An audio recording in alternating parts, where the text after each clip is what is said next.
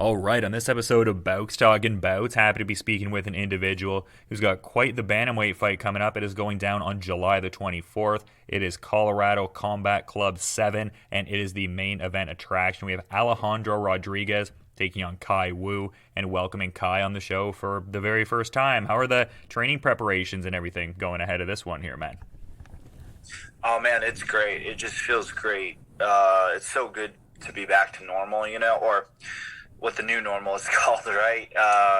Despite COVID and all this crazy stuff, it's really nice to be able to train for a fight again because I never really knew during COVID like how bad.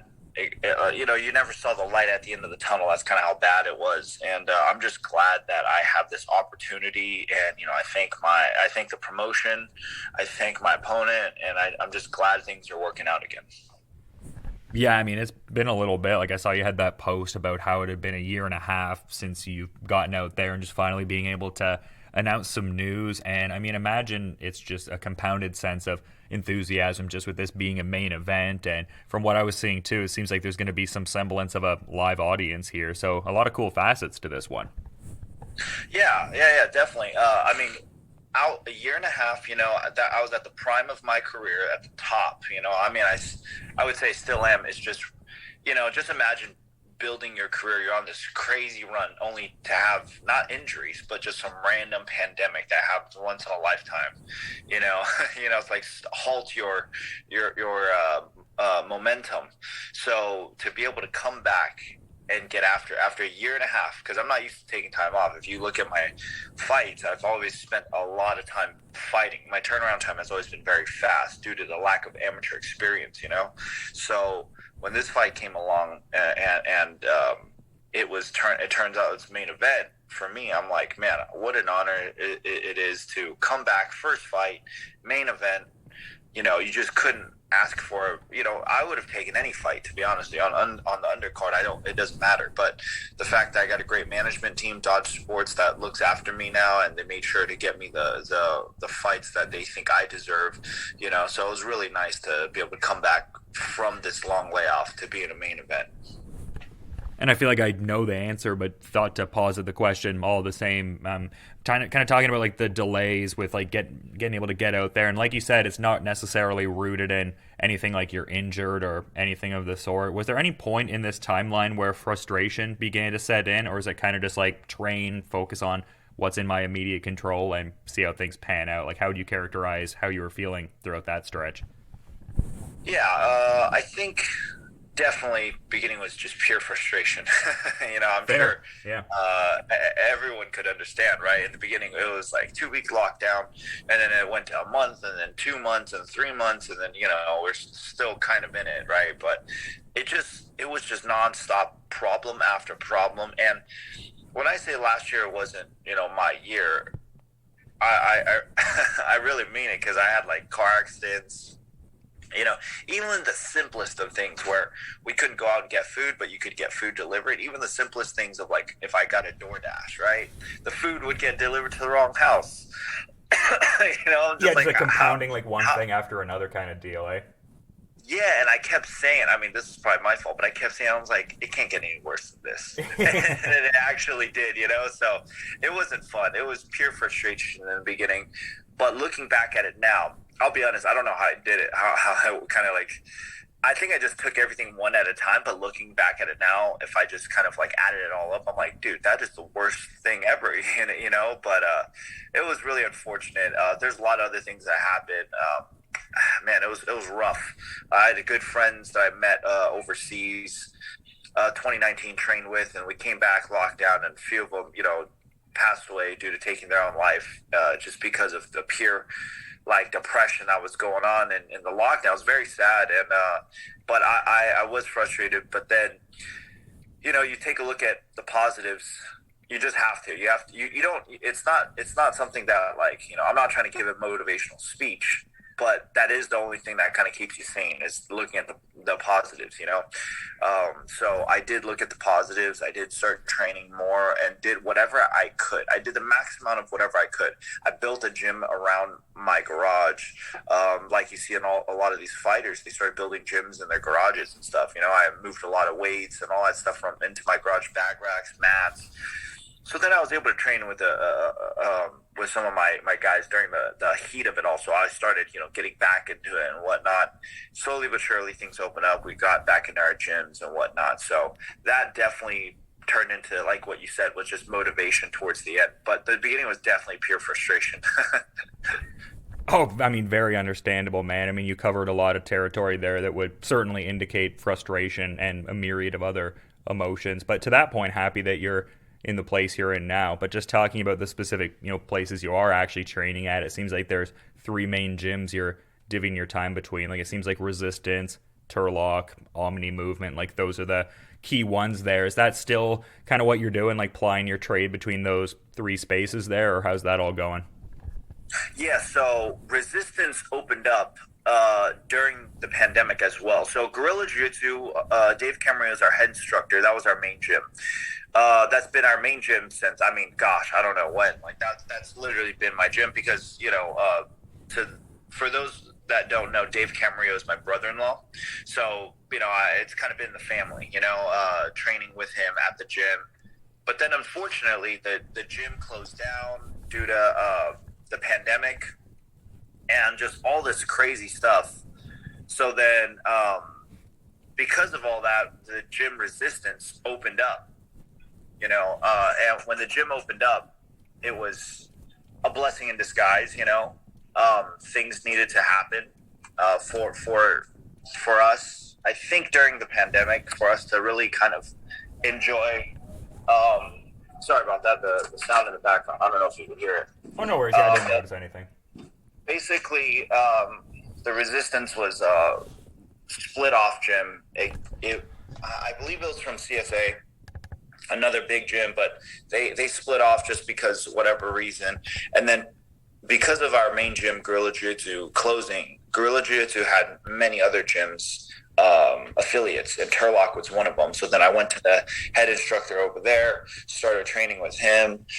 And then Omni Movement used to be based out of Richmond, but the landlords and, you know, shady landlords and all that stuff, you know, that's a conversation for another time, but led us to move out of that current location and then reopen and partner up with another gym that was a CrossFit gym. It was called the Barbell Athletics in Hercules. So then things looked bad in the beginning, but then they all turned out really well. The transition was smooth. Resistance was very kind. The head instructors there, the owners. I'm training with a lot of high-level guys now, as opposed to back in the day. At Guerrilla, it was me and a few other training partners, a couple other pro fighters. We're a small gym. We managed, but still just, you know, getting to mix it up with all these other guys is great. And then on top of that, during the pandemic, I got introduced to Black House. Kenny Johnson, through a good friend of mine. So I was able to go up to Los Angeles and train with the Black House crew for at least, you know, 2 to 3 weeks. So I was able to get in a good mix over there too. So I was really happy training there. So you honestly can't ask for a better training system.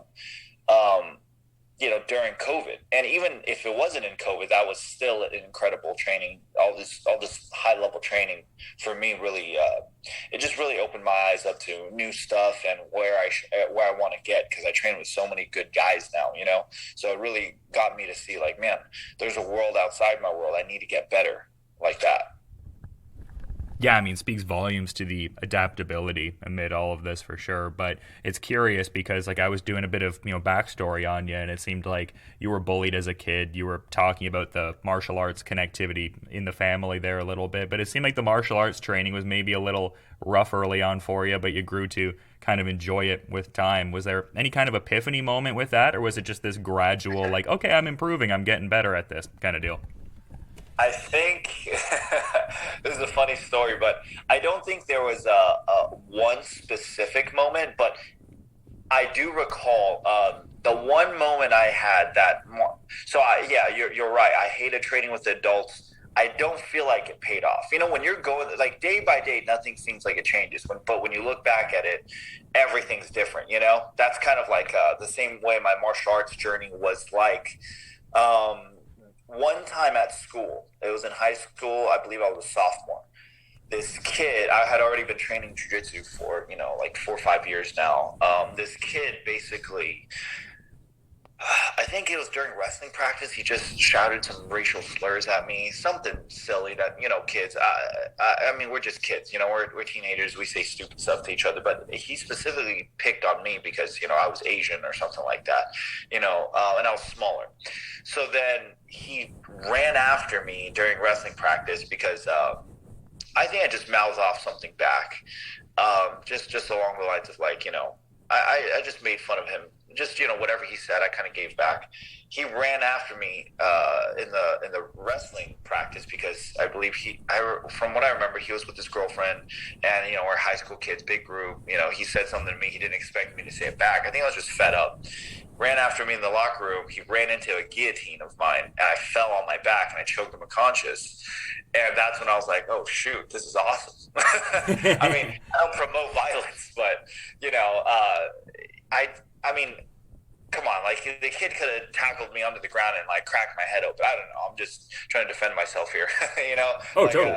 Yeah. You know, it could have been really bad because especially in the wrestling room, there's the locker rooms which had metal, you know, on it, and the doors were open. So we could have ran into that, or the door handle, because, you know, where the setting was at. But when he ran into me, I just managed to snag on a quick guillotine. And then I was like, oh, I do this move all the time at practice, and I'll just do it here. Because when he ran after me, I was like, oh, what should I do? Should I pull guard here and just roll him over, like do a sacrifice throw? And all this was going through my head when it was going down. And then afterwards, I realized when I choked him, I asked some of the people standing next to me, I was like, hey, is he out? Is he unconscious? So then I rolled him over. I got up and I was getting ready to, like, you know, fight. But then he was already out. And I was like, oh, cool. So I grabbed his legs because I'm like, this is what we do at jiu-jitsu. So I lifted up his legs and I woke up and he was like, basically like, what happened? I was like, oh, you tripped and fell. And then he was like, oh, what?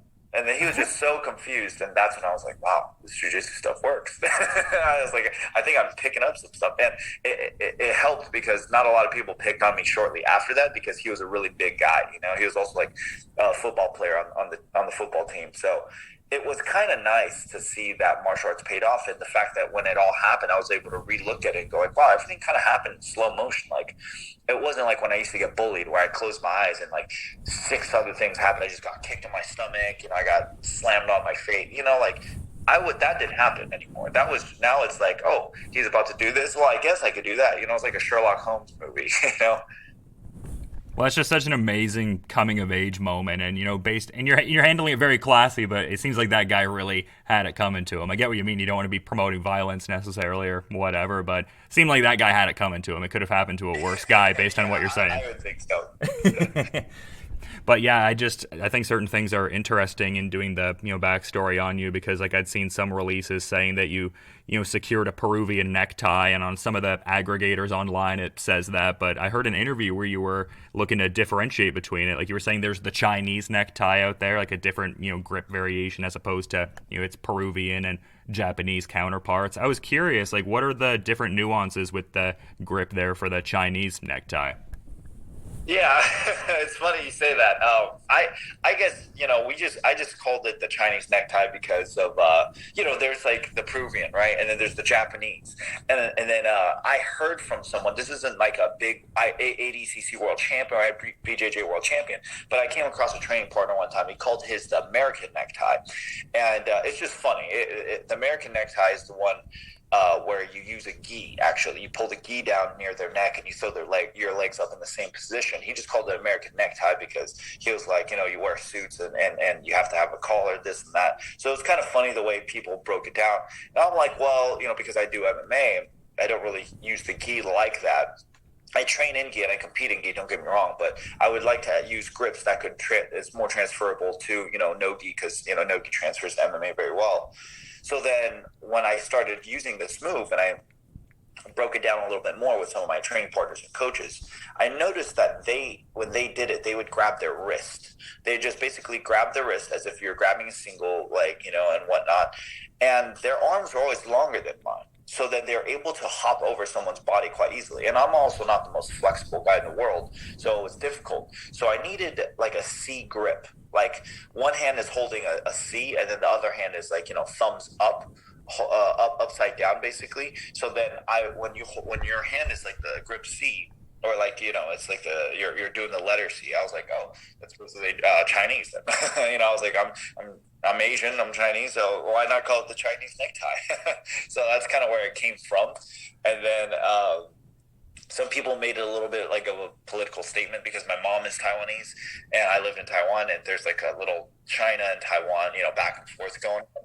So then I ended up deciding, I was like, maybe I should call it the Asian necktie. I just don't like, I'm not a politician, and I don't know why it was like a talk, but anyways, that's basically what people came to know it as, because I used to hit it at tournaments very randomly, and it always seemed like so unassuming when it happened. So that's why I call it the Chinese, and I have like a different name variation for it because of the grip. Well, I think that's cool, and I appreciate you giving me the insight behind it, because I'd heard it in the interview and I was curious. It's like, I'd like to understand the nuance there just from my layman kind of perspective. But, talking about your opponent in this fight coming up here, I'm kind of wondering, like, are you an individual who, like, avidly does tape study on your opponents, or do you more allocate that to, like, your coaches and things of that nature? No, we do film study and whatnot, but it's kind of weird because I used to do like footage, like watch. I'd like to think of myself as like the Batman of MMA. No superpowers, but very do my homework. I got my prep time going, so I'd have like several computer monitor screens in a dark room to simulate the cave, and I just look up all his footage and whatnot. I used to do that because I needed to, but not this time. And the reason why I say not this time is because I honestly trained so much during the pandemic that because I got to have fun. There was no goal. I got to just go in the gym, practice stuff that I suck at. I work on stuff that I needed to get better at. I just worked on like literally being in all these bad positions, so that when I end up in them, I know how to escape. I have the confidence to know how to escape. And, honestly, if you work backwards like that, how much better are you? If you go into a fight having one weapon versus being able to be put in all these bad spots and survive, the strongest animal in the world, or in the animal kingdom, I guess you could say, isn't like the lion or, like the tiger. But it's the animal that's most suitable to adaptation. That's what survives the longest, So, in my opinion, if I can survive the longest in training and doing all this stuff, when I go into a fight, I'm most suitable to adapt.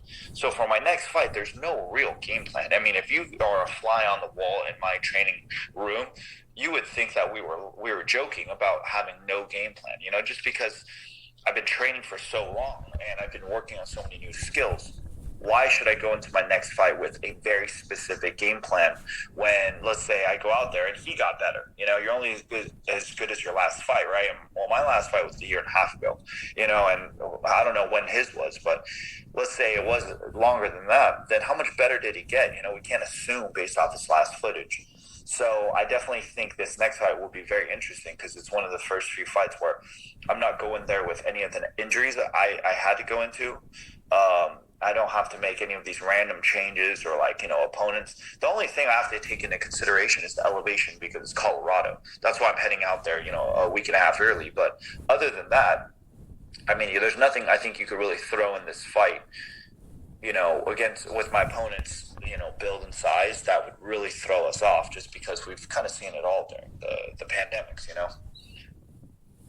Yeah, absolutely. And you talk about wanting to get out there early and acclimate yourself. Like, it just seems like on a lot of levels, so just the different facets of the game, you have like a very cerebral kind of approach. Like, you even see it in your nickname just being the Shadow, just the, defensive elusiveness, but also having like the economy of offense and everything like that. Is that something you've always had as part of your approach? Like, does it come from, I guess, having like martial arts in your life for such a long period of time? Like, where does that like cerebral kind of approach come from? Is it something you've always had, or just something you've developed more with time? Definitely not something I had. I think the reason why I need that is because of the lack of, like, I need efficiency. The reason I need efficiency is because I'm not, I don't have any of those gifts that some of these athletes have. So when you say the word cerebral, what I think of is just not only the preparation, but like you said, the defensiveness. Well, I need to be defensive because I don't like getting hit. That's one. Sure. I don't think anything does, but Yeah. you got guys like Nate Diaz that are, zombies, or Korean zombie, who just fought this last weekend. Yep. You got guys like that who don't mind eating a punch to trade. But I know I'm not I don't have like a adamantium skull, like my skull isn't like thick like theirs. I'm already not very good in school. I didn't finish college, so I definitely don't want to get hit more than I need to. And, Sure, yeah. It's not like I have like these hands of stone where, or like these shins of steel where like I could just trade and get in firefights. I know I know how much damage my body can take. And before people go like, yeah, but it has to do with your mindset, this and that. I'm like, no, it has to do with genetics too. If you're not built for a firefight, don't go in there thinking you are capable of a firefight because your career is going to get cut short. Not everyone's like Robbie Lawler. Not everyone's like Anderson Silva who could fight later into their careers. You could use these people as inspiration, but don't use them as a gauge because you're not them. Yeah. And I learned that early on. I'm like, I'm not these guys. I'm not Manny Pacquiao. I'm not Floyd Mayweather. I can't do what they do. So I need to develop a sense of, I need to take inspiration from this, see what works. You see Manny Pacquiao, what is his main weapon? Speed. So I'm like, okay, well, I need to develop some sort of speed. I can't just be, weak. So I trained really hard to rewire my body and brain. I'm like a 50-50 type of believer when it's like you have a max limit of speed and strength because of your genetics. But then at the same time, I feel like if you think like that, you're going to limit yourself too. You know what I'm saying? Like if I'm like, I can only lift, if I can only bench 200 pounds because my genetics tell me, I feel like you're limiting yourself because you could always probably do more than what you think you're capable of. But at the same time, I do recognize that there might be a limit. I just don't care to find out what that limit is. That's the kind of mindset I have. So it's definitely smarter too because I can't just go into the gym every day and hit the bag like for an hour and work on this. I want to be more efficient with my work. I want to be the guy that is able to reach the top faster because the one thing I don't have is time on my side and I don't have those natural abilities. So what do I need to do to catch up? So I just think of it like that. And and I think that's where that cerebral approach comes in because I don't want to get in a firefight with this guy. If he misses, if I work on slipping jabs and countering off of it and he has a lazy jab, then I know I could take him apart like that. So why not go that route instead of, going like, go in there and firefight and bring the dog out of you, that I'm not, I can't do, so that's where it came from. Yeah, for sure. I mean, totally makes sense for sure. And everything like that. This is this is an intriguing fight here. And like, I mean, you were saying before, like you were kind of curious about when his last fight was. It was actually December 2019. So almost kind of a similar dynamic. And as far as their, yeah. Wow, I didn't know that. That's awesome. Yeah, so gonna similar time frame because my last fight was like January 12th and his was December. Nice. Yeah, exactly. It compounds the intrigue for me. It's just one of those things where it's like, where are these guys' skills at now? I mean, like, you guys had put together great performances prior, but just like the amount of time and the leveling up and all that. So yeah, definitely compounding the intrigue. But before I was mentioning your official nickname, The Shadow, I mean, I think it's kind of cool you've got a street nickname too, the Boba King. Do you still got that going pretty strong? Yeah, the Boba King. That was kind of like self-proclaimed and it was funny because after my fights, have you ever had boba before? I have. It's been a little bit with the pandemic, but yeah. Okay, yeah. So it's pretty good depending on it. If you like tea or milk tea and whatnot, or if you even like the texture of it. But it basically was just like it was a pre-fight interview, and I was kind of like talking. I was like trying to build up the fight because we're told to build up the fight and trash talk a little bit. But my mom told me if I said anything stupid, she'd slap the crap out of me. So I was like, okay, I'm not going to say anything stupid. But I do remember, out of curiosity, I'm one of those guys when I show up to like an event, right? It doesn't matter what it is. I like to ask questions about behind the scenes stuff. So when I go out there and they're setting up the cage, I'm like, oh, where'd you guys get the cage imported from? Or like, which manufacturer did you use? It's very like business-esque questions because I like to connect the dots. It's like if there was like a conspiracy board, I'd be like the spider web chart. I like to connect all the dots together. That's kind of like the way my mind works. I don't know why, but it just always has. Again, it's the Batman inspiration. I like to know everything. So when I went to the arena, I was like, oh yeah, what time does this place close? Because you guys got like 12 pro fights, man, and they're like, oh, we close at 10. We need to, try to like, we need to start on time. We can't, do delay this and that. So then when I found that out, when we did the pre-fight interview, I was like, well, I don't want to say I'm going to knock my opponent out like every single guy on the same card that they say, Yeah. So I'm like, well, I heard that the arena closes at like 10.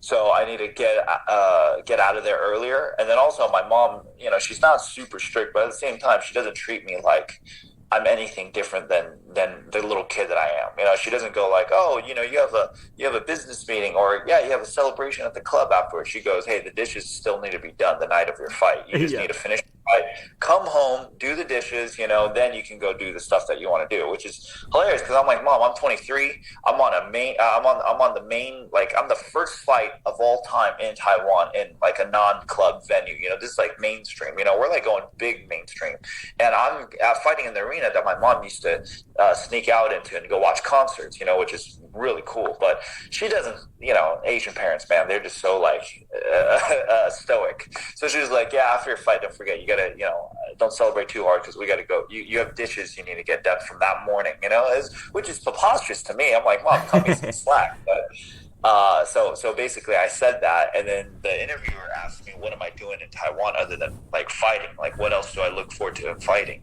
And, you're supposed to say the culture, like the people, but I kind of went off script, and I was like, yeah, I came back here for the hot pot of boba because it's so much cheaper out there. It's like $5 for all you can eat hot pot.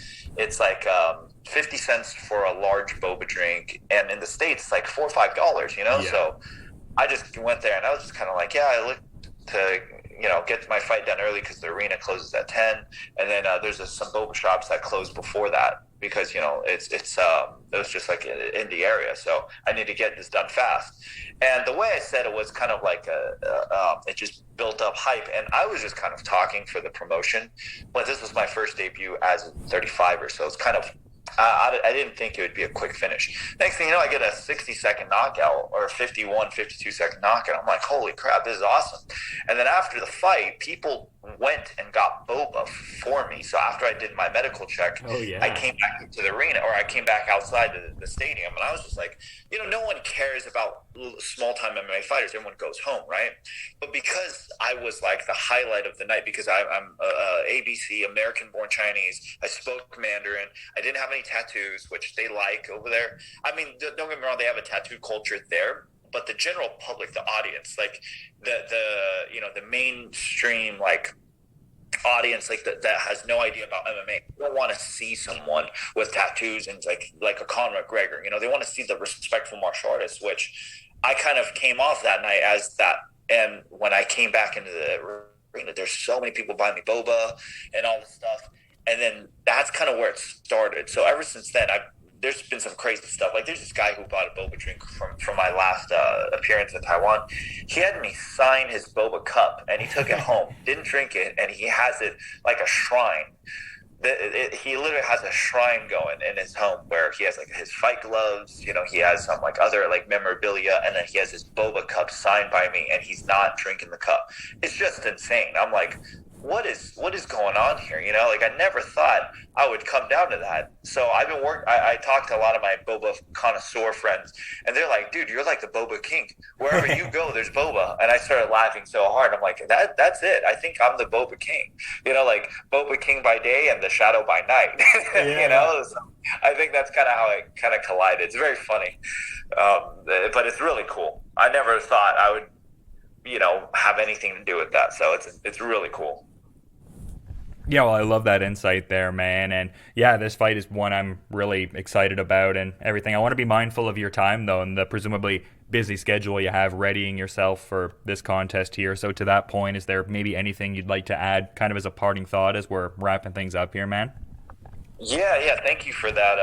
I really appreciate your time too for reaching out. I never thought I'd get another. I never knew when I was going to get another fight interview. So I'm static. I'm like super excited that I got all these interviews and chat with you guys. The MMA press again. You guys are awesome. Thank you for your time, and I'd like to just thank my management team for getting me this fight, all my new sponsors, and there's just too many to list off. So if anyone just wants to follow me, you can follow me on Instagram. My @ is Khai Wu. Same thing for Twitter and TikTok, because TikTok's a thing now. I'm still learning how to use that, and then I also have a YouTube channel. You can just Google me, and I'm sure you can find it. Well, like I said, this is a great fight, one I'm very much excited for. And yeah, it was great getting to talk to you, man. I mean, it's good that you appreciate getting back out there and competing, and I appreciate you coming on the show and giving insights. But I think people are going to enjoy this fight going down July the 24th. Colorado Combat Club 7, Alejandro Rodriguez taking on Khai Wu in the main event. Thanks for coming on the show, man. Great first appearance. Hopefully the first of many. You enjoy the rest of your day there, man. Yes, Dylan, thank you. Please, I'd always be honored to come on the show whenever you want. Thank you very much.